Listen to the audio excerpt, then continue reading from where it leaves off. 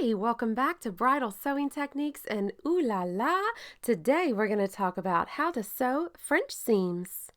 Are you someone who has experience with a mix of sewing but is looking to get into the bridal niche? This channel is for you. So French seams are those mysterious low-profile seams that you sometimes see inside sheer fabrics, sometimes like overlays if it's like a chiffon gown or sheer sleeves. And I'm going to talk to you today about how to sew those.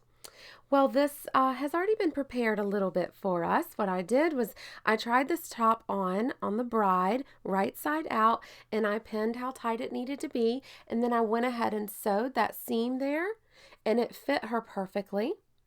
So I sewed all down the arm, made sure it was right. Once we knew it was right, I cut very close to that line of stitches. See how close I cut?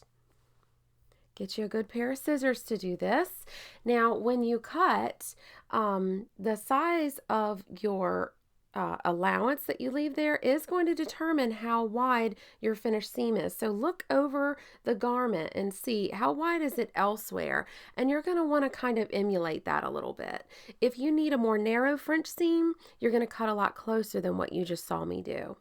Now I have flipped the sleeve wrong side out, and this is going to be the French seam on the inside of the arm.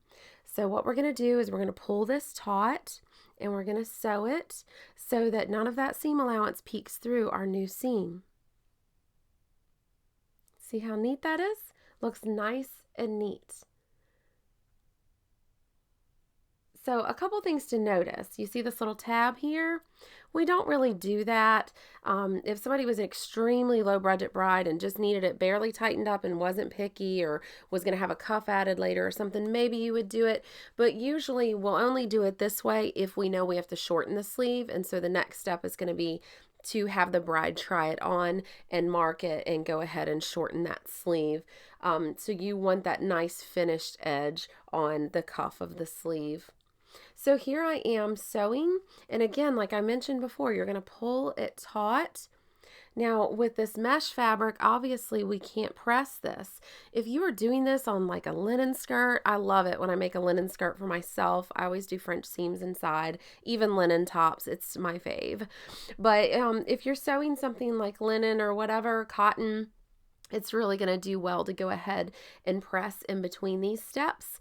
But we are doing a nice stretchy mesh here, and so we're just going to pull it taut. And that's why you noticed earlier my stitches were a little bit bumpy. It's because we stretch the fabric as we sew, but that's okay. It's going to give her a little bit of extra room in that run of stitches so that she's got some more wearing ease, a little more give in there, and she's less likely to pop the threads when there's a little bit less tension on those threads. So you can see how I just kind of zipped that sleeve right up and made it a little bit thinner for her. And let's just look at it and make sure it looks nice and neat.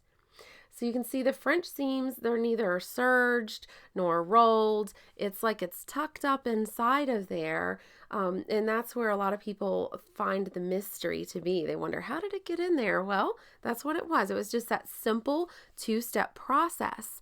Now, if you have any questions, leave them in the comments down below. Now, a little interesting fact here for my international community.